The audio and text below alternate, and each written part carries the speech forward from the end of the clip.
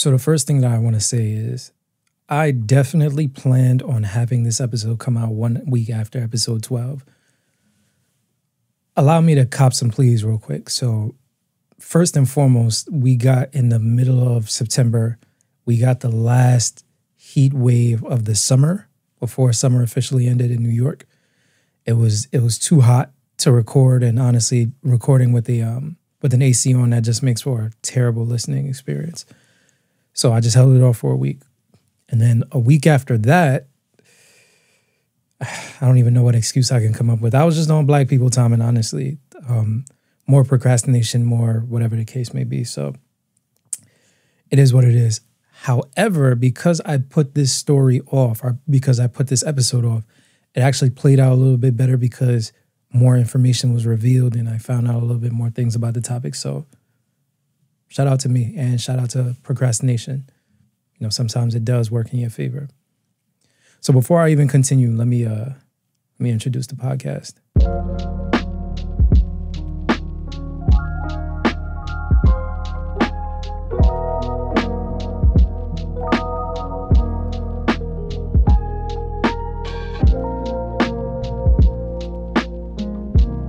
What's good, y'all? My name is Kyle. This is Underground Genius, and this is episode 13, as a matter of fact. Lucky number 13. So to get started with today's episode, I'm actually going to start with a pretty big news story from last year regarding everyone's favorite mega chain store, Walmart. So in May of 2022, Walmart came under fire for stocking a Juneteenth flavored ice cream on its shelves. The packaging featured two high fives, you know, the Pan-African colors of black, red, yellow, and green. And there was a quote on it. The quote said something to the effect of, "Share and celebrate African-American culture, emancipation, and enduring hope." Of course, they removed the product as soon as people on social media caught wind of it. And, you know, there was the backlash that usually follows these events. Time and time again, whenever companies try to pull these moves, when it's like they're kind of like trying to capitalize off of our culture, we as Black people come together as a collective and say something like, our culture is not for sale. Or so I would like to say, but we do live in a society where capitalism reigns supreme, and it feels like the Black dollar specifically is the most highly sought after commodity in commerce, American commerce anyway. So for example, I work for a company that every single year completes this campaign where it sells one of its flagship products alongside this like Black History Month theme. And, you know, they do the whole such and such proceeds go to this or that organization. When we all know the same company can make a donation in the amount of said proceeds, and there would be virtually zero effect to their bottom line. And they could do so without even having to sell any product. They could just say, hey, we're dumping X amount of dollars to this charitable organization, or this organization that's for the Black advancement or whatever. And it's strange. It feels like every single February, companies have this collective agreement where they come together and to show that we're supportive of Black people, we'll sell you something and we'll have 7 cents on the dollar go to whatever organization that deals with Black affairs. And we seldom see that same solidarity throughout the year unless there's a significant social event, i.e. the death of a Black man at the hands of police. Okay, wait. You see how serious that got? And that was like one of the issues that I had with coming up with this episode topic. Even though it's a semi-serious topic, it's by no means a serious episode. Like, I'm not going to 12 years a slave us to death.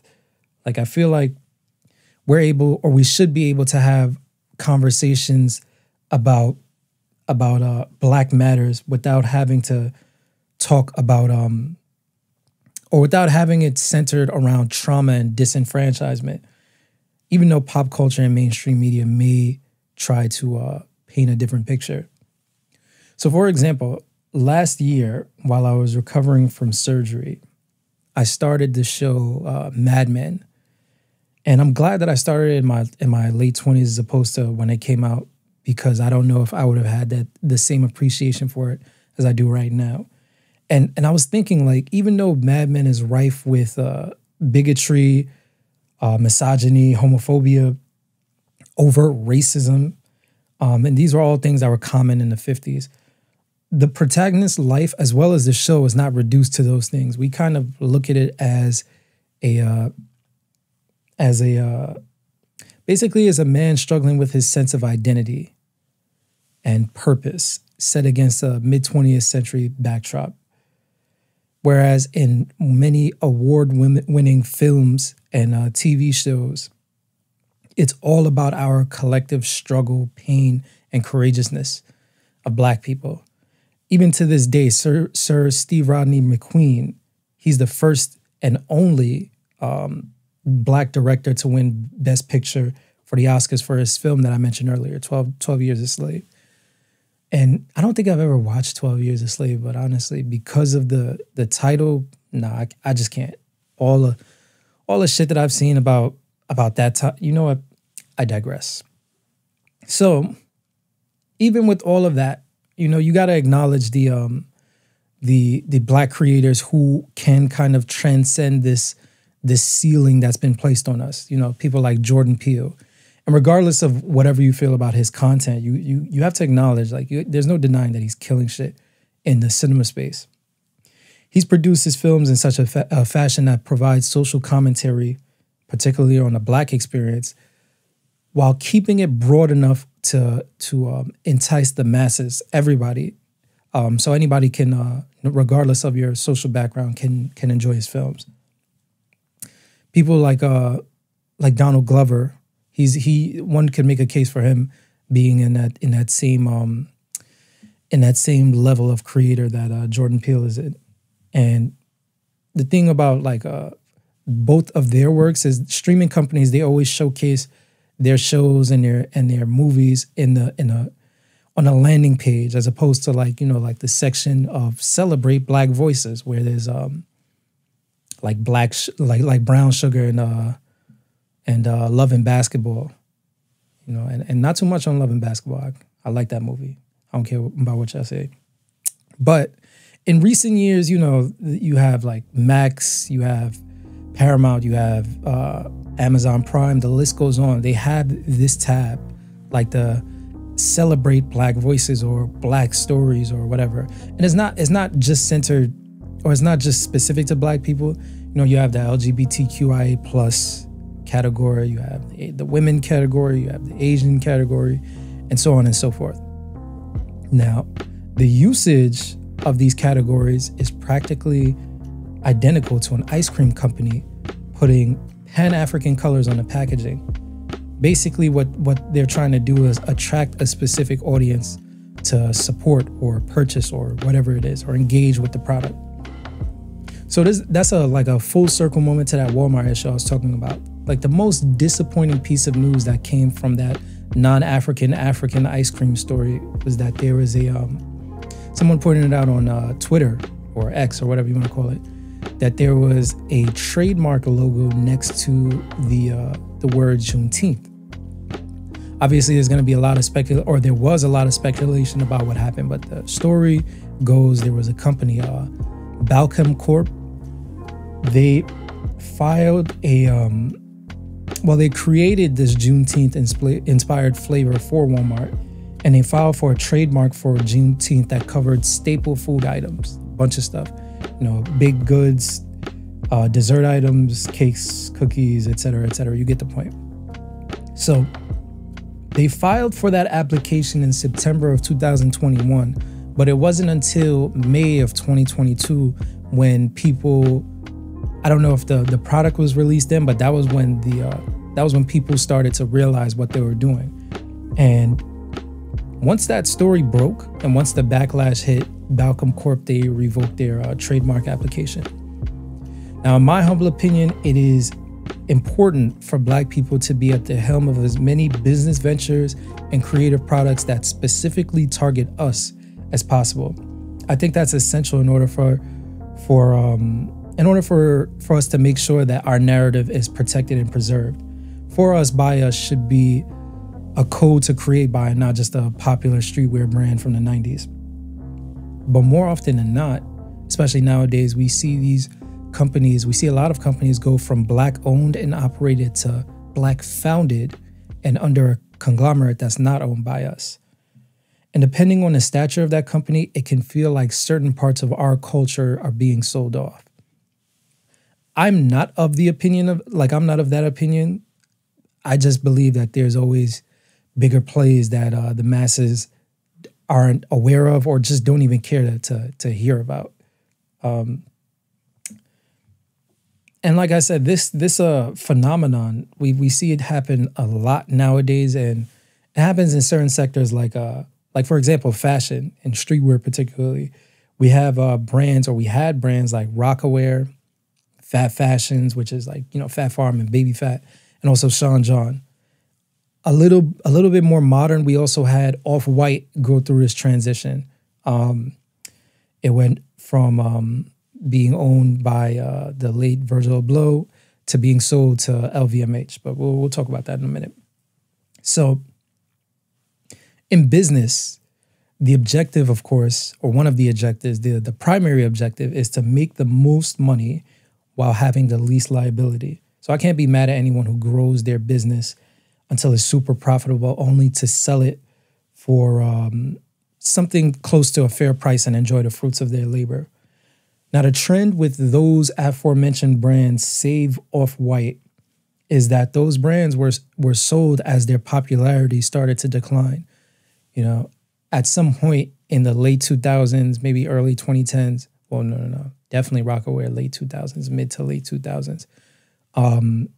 Like those aforementioned companies, those aforementioned brands, we stopped wearing their clothes. Most people, generally speaking, wouldn't pass up an opportunity to vastly increase their net worth if something that they've built from scratch was valued and purchased at close to a fair price to them. Now, what's interesting about Sean John is that in December of 2021, it was reported that Diddy bought out Sean John from bankruptcy for about 7.5 M's, $7.5 million, which is great news to me because I've been in search, like it's ridiculous. I've been trying to find like the perfect velour suit and I just keep getting let down. Like I remember I used to have the powder blue one and the navy blue one. There was also I think it was a burgundy one. Again, I'm digressing, but I definitely need one of them velour things. But I bring up the example of Sean John because you see an entrepreneur in Diddy who understands the cultural equity of the product, the clothing brand, even though its heyday is in yesteryear. But this was something that he put together with his own hands. So being able to reclaim it for a short is completely understandable.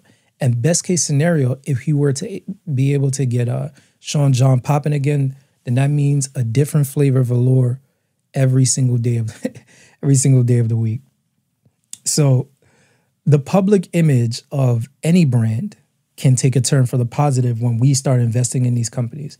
Now, one of the results of the pandemic was a man by the name of Bernard Arnault, for a brief moment in time, became the richest person on the planet. Arnault is the CEO of LVMH, fashion house that, in addition to owning Off-White, like I previously said, they own Louis Vuitton, Hennessy, Savage, Fenty, Fendi, Dior, Givenchy, etc., etc. So Forbes, they reported that it was due in large part to the momentum gain for shoppers in China. But I'm willing to personally bet my bottom dollar that you, specifically you, person that's listening, either you or someone that you know during the pandemic, when you got your stimmies, when you got your unemployment, you hit the mall and you went crazy. And that was just because of the fact that now we start to have this, for some people, excess in money or just free income that just came in. And as opposed to just listening to our favorite artists and seeing our favorite artists wearing these high-end brands, now we have a means to actually purchase it. So not only were the celebrities wearing the clothes and the rappers wearing the clothes, my broke ass was able to hit the mall and pick up a Miri or whatever it is. That don't even sound right. Me wearing a Miri, just or what's that other shit? Like denim tears and shit. Like me wearing that stuff. If you know me personally, you just know like how much of a funny visual that is. But ultimately, it's in the hands of the consumer if a product pops or flops, right? So Telfar is an excellent case study that kind of proves this point. Now imagine the power in guaranteeing that your products sell out every single time there's a restock, and the demand in the company increases every time the name of the brand is mentioned on social media. Now that's our power. Of course, shout out to Mr. Telfar and his team's marketing strategies, but ultimately it's in our hands if we actually buy the product or not. And that's a superpower that we do not take advantage of enough. Think of how many Black-owned companies exist, from goods to services and everything in between. And obviously, I'm not saying invest in every single one that you come across, but there's nothing wrong with doing that. And as for the effect the pandemic had on Black people's GDP, if there is such a thing, the information is out there. You know, while many pre-existing Black-owned businesses were twice as likely to shut down, there was actually a surge in Black entrepreneurship during the pandemic. And there was an almost unprecedented amount of exposure that a lot of Black brands received because of, the social unrest of due to the, what happened with George Floyd. And there was this renewed focus on protecting and preserving Black people and Black commerce and just Black matters in America. So to kind of pivot away from fashion, but still kind of stay in that same realm, in beauty, we saw an outcry when the co-founders of Mielle Organics sold their company to Procter & Gamble.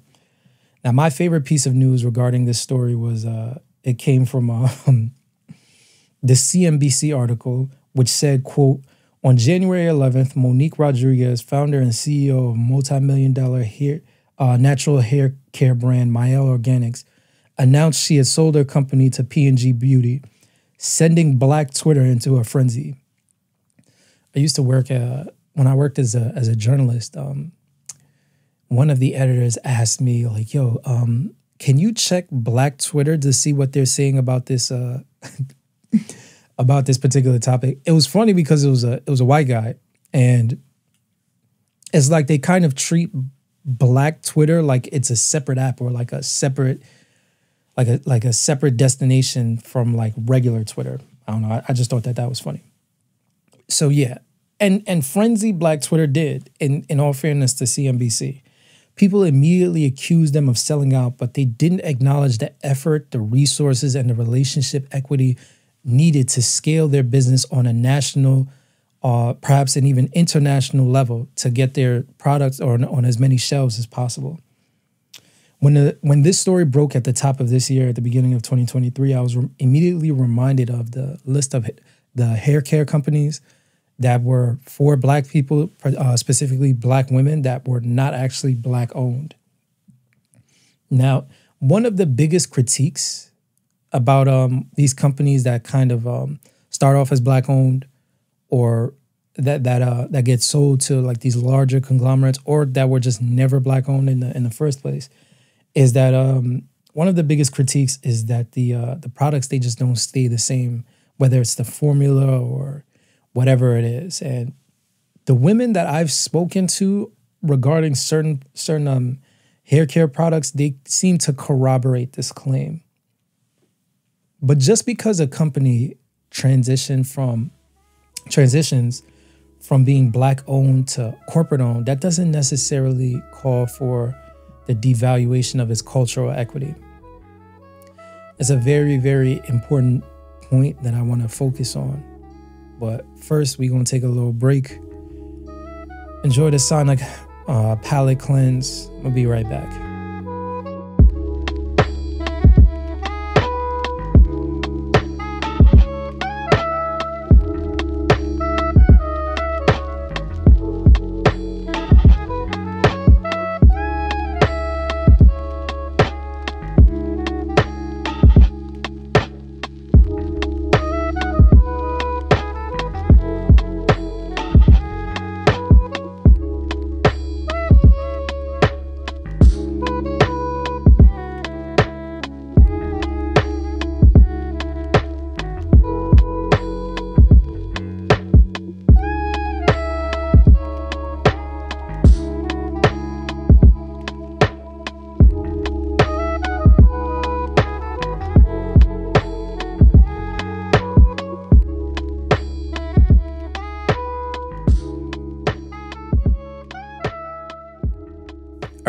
So the last thing that I said was just because a company transitions from Black owned to corporate owned doesn't necessarily call for the devaluation of its cultural equity.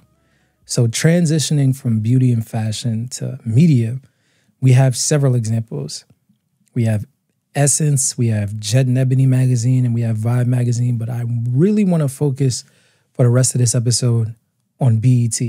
Now, all of these media companies, they all underwent these changes of starting out as a Black owned and then being sold to a larger, or being sold to a larger organization. That could be for a number of reasons. That larger organization can help scale the business so I can reach more people, can reach more consumers, I can engage with more people, I can empower more creators. But then also I can get to a bag and I can just enjoy life. And both of those reasons are, in my opinion, they're valid. You know, everybody has their own life that they need to live. So to go further with BET, 106 & Park was a cornerstone in urban media for well over a decade. And this is after Viacom's acquisition of Black Entertainment Television. In addition to that, Rap City The Basement is still untouched in terms of hip-hop hubs for classic interviews and iconic freestyles. And that's why I like it when prominent figures today are critical of these outlets, specifically BET. It kind of adds more weight and it puts a little bit more respect on BET, because if we're going to be totally honest, in 2023, BET's cultural equity is not what it used to be back in the mid-2000s or even the early to mid-2000s or the whole of the 2000s in reality. Now, if some of my favorite artists or some of your favorite artists are critical of BET because they felt like they got snubbed at the awards, whether it's the BET Awards or the Hip Hop Awards, there's a couple things that happens. You know, of course, you have their respective fan bases coming out saying some variation of, yo, BET is wildin'. And then you have other people defending BET stance. Maybe they're saying, yeah, nah, this person maybe wasn't deserving this year or whatever. And even if we've been conditioned to believe that a BET award or a Soul Train award isn't as valuable as, let's say, like a Billboard award or a Grammy award, there's this subconscious activity where people go, maybe this award means more than I realize, because the people that I look to create my favorite songs, my favorite albums, my favorite music videos, they're paying attention to whether or not BET gets it right. And I should start paying attention, and going forward, I will pay attention to make sure that they're getting it right. And I always enjoy this discourse because for a majority of even way before the last decade, the perception of award shows when it comes to Black art it's for, at least for my lifetime, it's been negative. And I guess the biggest moment or the biggest snub that I've been like aware, like I had the awareness to really understand what was going on, was Kendrick Lamar's loss to Macklemore for Rap Album of the Year at the Grammys. And even long before then, there's always been this thing of award shows not getting it right when it comes to Black art.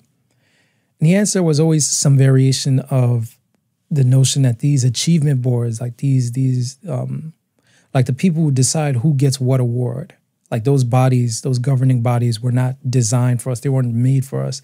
So of course there are going to be some failures. There are going to be some institutional failures that Black artists are going to have to endure. The solution was to make our own shit and champion that, which we did, but then after a period of time, we kind of stopped doing. So we have a bunch of different awards, but in media, I'm referring to like the BET Awards, the Hip Hop Award, BET Hip Hop Awards, Soul Train Awards, the NAACP Image Awards. And we have all of these, yet over the years, its importance has dwindled. I'm guessing that's because one can make an argument that we're only judging our art in a vacuum. Like we're only judging it in a box, as opposed to comparing it to everything. Like not just black stories, not just black music, not just black entertainment. So what would happen is big names would get nominated and people would assume like, yo, like they're not going to show up to like the BET Award, like Beyonce is not going to show up there, or whomever the case may be. You know, in recent years, we've seen a lot of support from priority acts, even going to the 2020 BET Awards that was actually aired on CBS, the I guess the parent network, which is Paramount's priority broadcast channel, CBS. And even last year's BET Awards was stacked. So I say all of this to say, well, to pose a question really. What happens when your product is no longer profitable? So in this new digital world, Paramount, which again owns,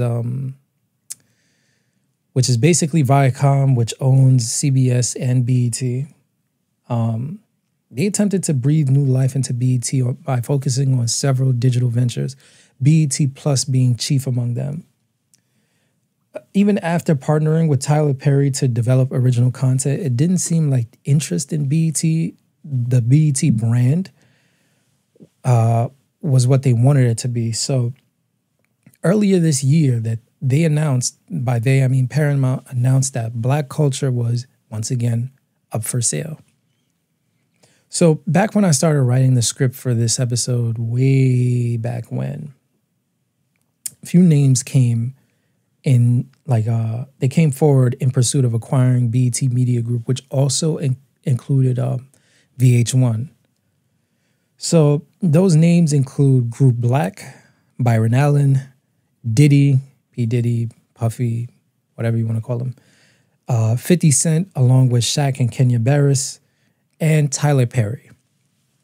And when you look at that list, there may have been more people, but these are the only ones that have been publicized to my knowledge. But it makes sense for all of these individuals to pursue ownership of BET, given their respective histories. So first and foremost, you have Group Black, which was founded by Travis Montauk, Bonin Bo, and Richelieu Dennis. I hope I'm getting all of these names right. And Group Black has a track record of valuable contributions to Black media and art.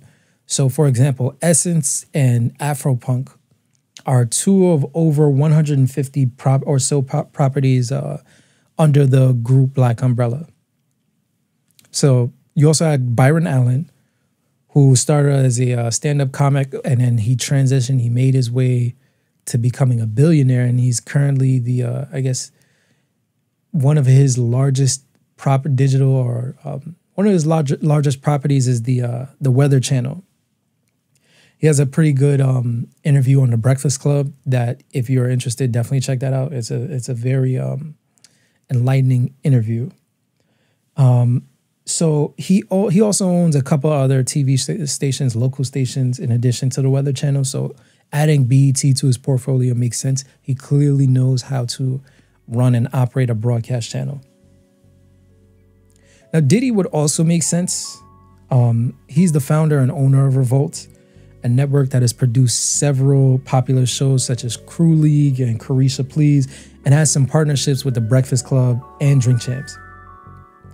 And in additionally, he also had a previous relationship with Paramount, with a few different iterations of his show, Making the Band, which is most famously known for his demand of sending niggas over Brooklyn Bridge to get some cheesecake, which is that's just funny in and of itself. 50 Cent is 50 Cent. Obviously, we saw what he's done with we saw what he's done at Stars with, you know, the Power Universe, BMF, and what he's also doing on other networks. So For Life on ABC, also his deal with Fox, and in addition to that, he purchased 985,000 square foot property to produce his G-Unit film and television programming. So at this point, 50 Cent getting his own channel just makes sense with all the stuff that he's doing. Again, when I was doing research for this episode, Tyler Perry's name came up perhaps the most, and although at the time he had me the most concerned, he was perhaps the most logical pick. And I'll admit, maybe what I'm gonna say may come off as harsh criticisms, but you know, it is what it is. Now, the first question that I asked myself is, if I was the one selling BET, what is first question I asked myself was basically, what kind of network do I want BET to be, right? It's a very selfish question to ask as somebody who is selling something to someone else, because once you sell something, like once you sell a house to someone else, it's not your business what that person does with that house. They can knock it down, they can expand on it, they could do whatever. But whatever happens, it's no longer your house. But I'm 100% sure that that's something that goes on at these high-level meetings, and it's more. Sometimes it's more about it's more than just being the highest bidder. It's like we want to make sure that we're selling to the right person to make sure that the legacy is being preserved and added to in a positive manner. So if we look at Tyler Perry's credit history, in 2017, he signed a multi-year deal with Paramount, which basically meant not only does he own 25% of the streaming service BET Plus, he also has all of like BET Plus is the exclusive home to all of his original programming going forward. So that also, like that partnership, it spawned 2 successful shows, maybe more, but 2 successful shows in Sisters and The Oval. And that's not even mentioning like the Medea-verse, you know, Why Did I Get Married and all that stuff. Now you couple this pre-existing relationship with Paramount with his ownership of the 330-acre movie studio in Atlanta, the billionaire media mogul positioned himself to be potentially the favorable candidate in this bidding war, which was ultimately the case.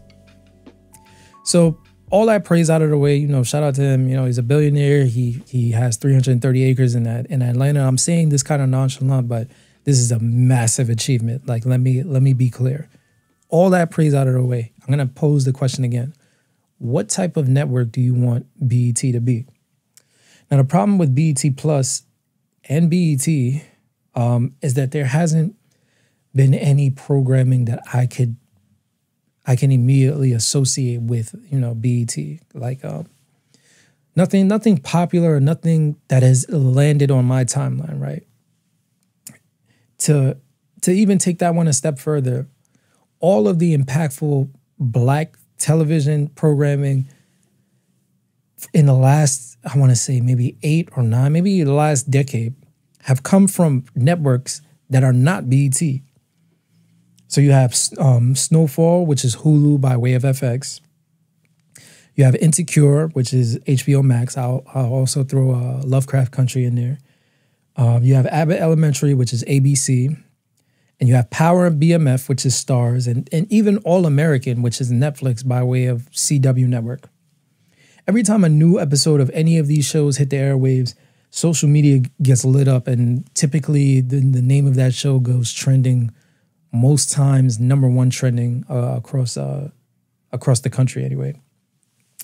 Now, the only thing that I personally still look to BET for are the BET Awards, the Hip Hop Awards, and the Soul Train Awards. And outside of that, personally, I have no idea what's going on with the network. Even though I represent a very, very small fraction of people, that's not necessarily a good thing.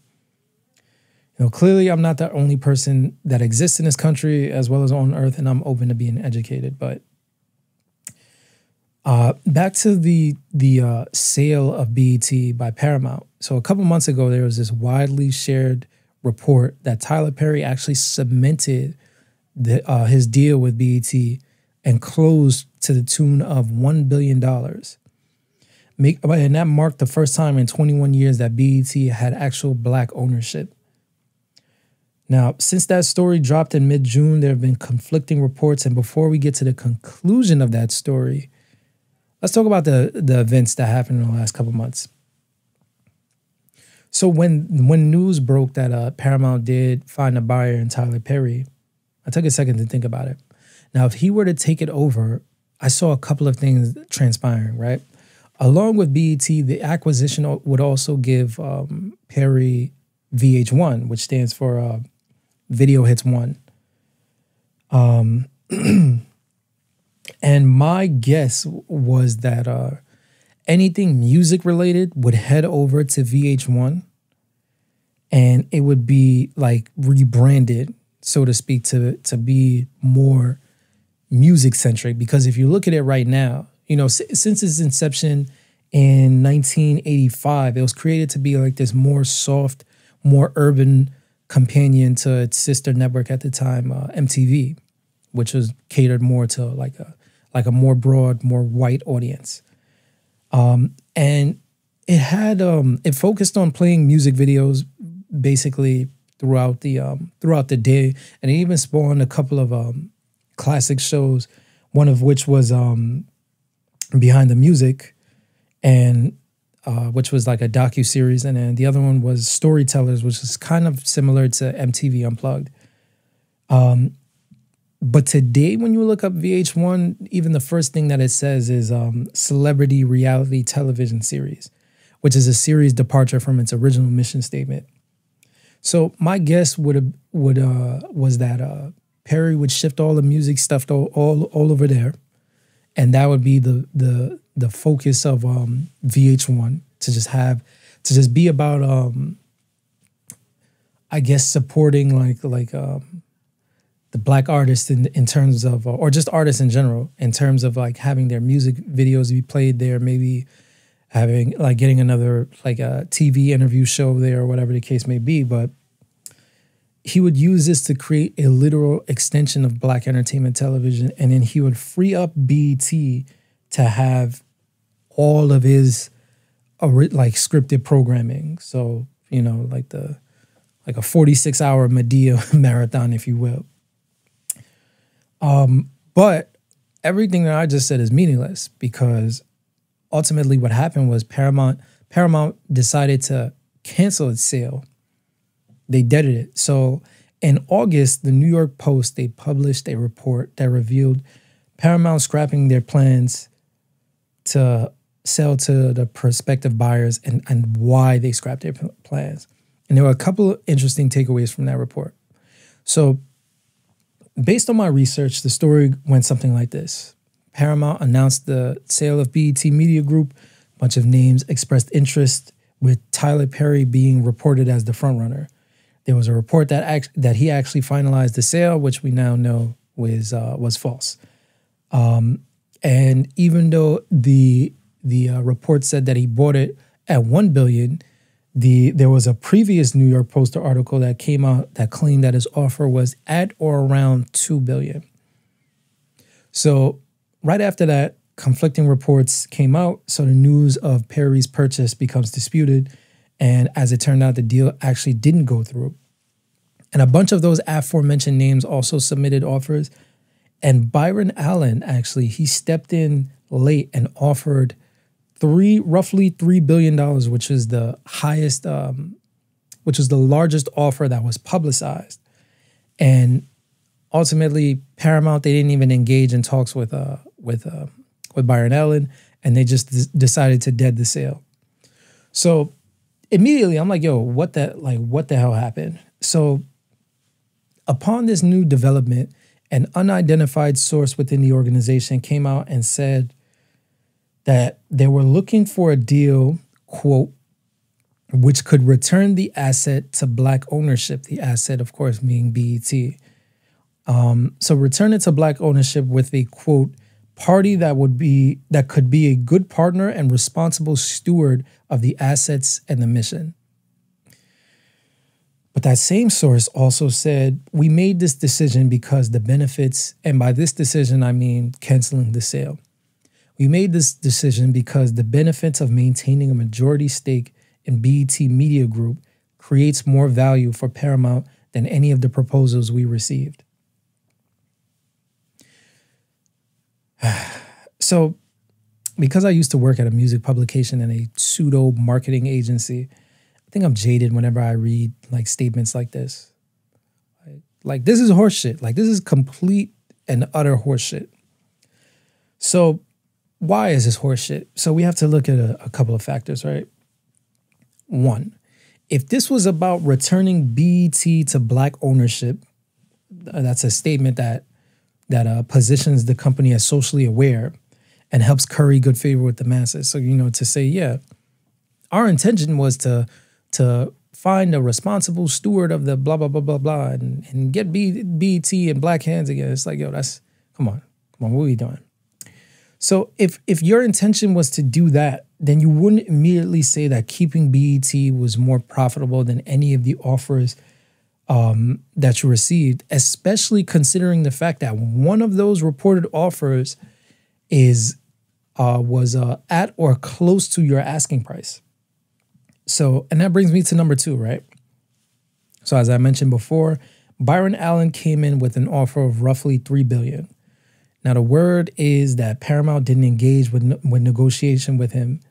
And even to take that further, they encouraged Tyler Perry to up his offer to match Byron Allen's offer. And that kind of substantiates my belief that Paramount only intended to sell to Tyler Perry.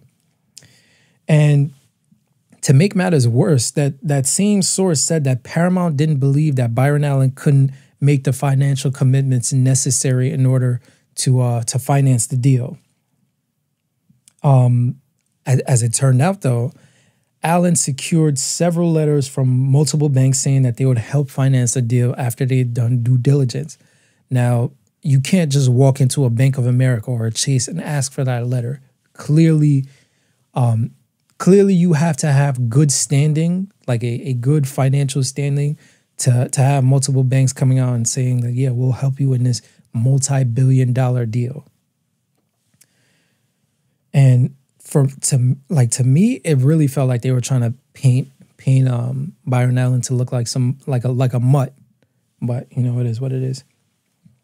So number 3, when you really look at it from a numbers standpoint, this really couldn't have been about returning BET or returning the asset to Black ownership.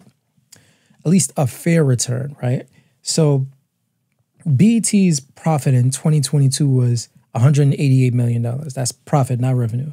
Now, 10 years ago, it was nearly double that amount. And the highest bid and reported asking price was about $3 billion, right? So if we look at the market of entertainment programming, streaming services are more profitable now than they've ever been.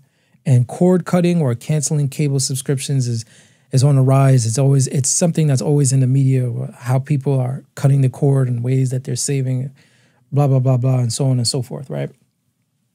So since Paramount is keeping BET, now they have to find new ways to make it more profitable, which costs money, right?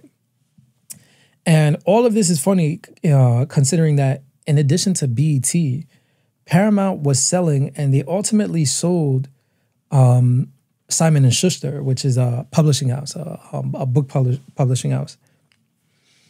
And they originally struck a deal with Penguin Random House for about $2.2 billion. That was blocked by the feds because of antitrust laws. So that deal was dead.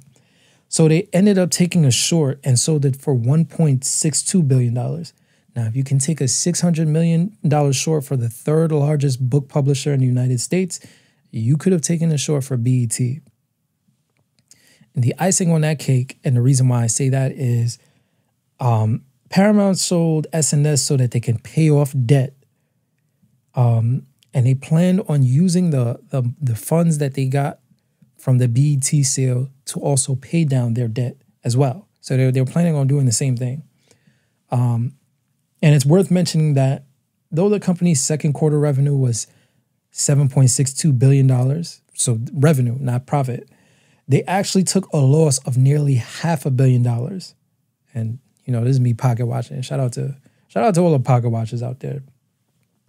So that's pretty much it as far as what happened with BET. And me personally, I'm so invested and I'm so passionate because new ownership had the potential to breathe some new life into the music aspect of the network. But then again, it's kind of tricky. Like I said, it had the potential to do so. And artists and labels, they don't necessarily care about TV, save the award ceremonies, maybe add the Super Bowl in there. And they don't, because fans' attention is elsewhere. They're on YouTube, they're on streaming services, they're on social media, just everywhere else. And it's very important. I always say this is very important to meet your audience where they're at, right?